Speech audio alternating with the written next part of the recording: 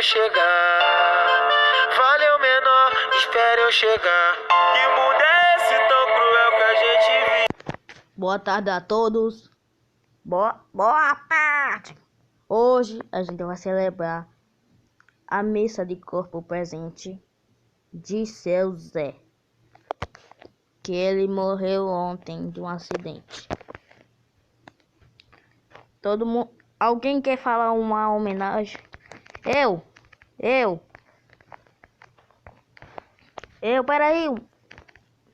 peraí, Padre Marcones.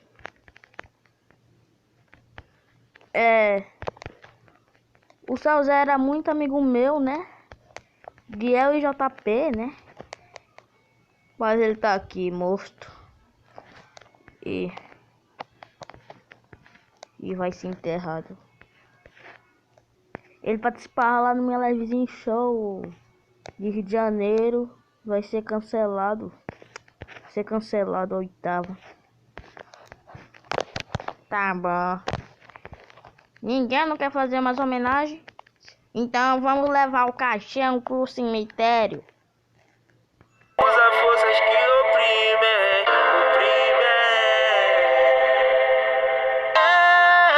Vai na paz, irmão, fica com Deus. Eu sei que um dia eu vou te encontrar. Valeu, menor, espere eu chegar. Valeu, menor, espere eu chegar.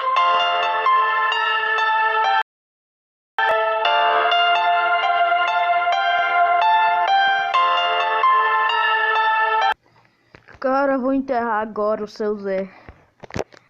Ah, você tá muito triste, viu, cara? Sim. Meu amigo, viu? Ele é. É, verdade. Eu sou da funerária. Você tá muito triste? Hã? Quê? Ah, tô chorando.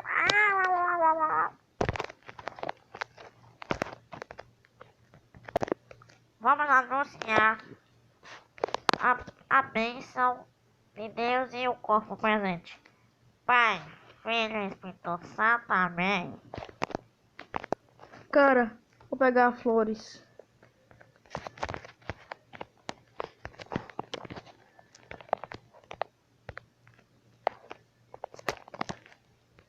Peraí. Vou jogar agora.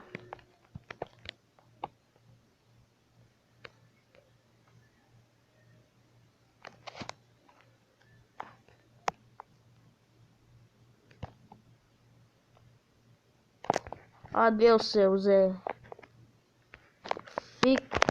Fique no paraíso. Que mundo é esse tão cruel que a gente vive? A covardia superando a pureza. O inimigo usa forças que oprimem.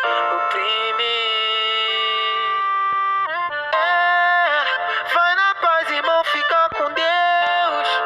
Eu sei que um dia eu vou te encontrar. Valeu, menor, espere eu chegar. Valeu, menor, espere eu chegar.